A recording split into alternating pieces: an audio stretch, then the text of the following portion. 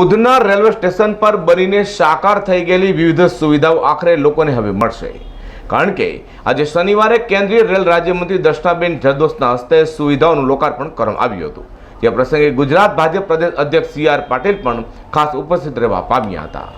સુરતના Udhna railway station પર વિવિધ સુવિધાઓ બની ગઈ હતી, જો કે ઉદ્ઘાટન માટે રાહ જોવાતી હતી।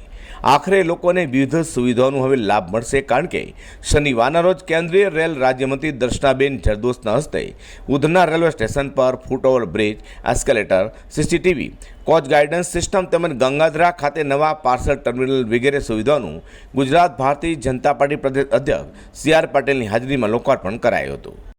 ગંગાધરા ખાતેના રેલવેના વિવિધ પ્રોજેક્ટોના ઉદ્ઘાટનનું આજે કાર્યક્રમ રાખવામાં આવ્યું છે। ઉધના ખાતે પ્લેટફોર્મ નંબર 4 અને 5, એની સાથે એસ્કેલેટર, સુરત સ્ટેશન ઉપરની વિવિધ સુવિધા અને 100મી ટ્રેન જે પાર્સલની ગઈ છે તો ગંગાધરા સ્ટેશન ઉપર એની સુવિધાના આજે વિવિધ પ્રકલ્પોના ઉદ્ઘાટન આજે કરવામાં આવ્યા છે।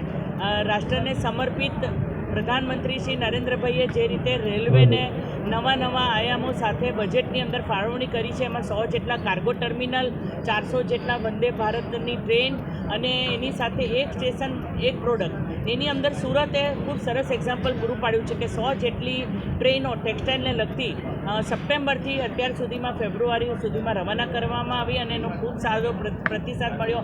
અમલસાડથી ચીકુ હોય કે વિવિધ સ્ટેશનોની અંદર વિવિધ શહેરોની અંદર થતી પ્રોડક્ટો હોય એને રેલ મારફત થાય, કાર્ગોનો ઉપયોગ વધારે થાય, એના માટે રેલવે પ્રયત્ન કરી રહ્યું છે અને એના માટે જ આજે સરસ બજેટની સાથે પ્રધાનમંત્રી શ્રી નરેન્દ્રભાઈએ કરેલા સંકલ્પોની સાથે રેલવેનું ડબલીકરણનું કામ હોય, કેબલિંગનું કામ હોય, એની ડેવલપમેન્ટના કામ હોય, કાર્ગો ટર્મિનલ ઊભા કરવાના હોય, આ બધા જ કામો ખૂબ ઝડપથી આગળ વધી રહ્યા છે। રેલવેના મુસાફરોને સુવિધા ઊભી કરવા માટે ઉધના રેલવે સ્ટેશન ખાતે વિવિધ સુવિધાઓ સાકાર કરાઈ હતી, જોકે ઉદ્ઘાટનની રાહ જોવાતી હતી, જેનો આખરે નિવેડો આવ્યો છે।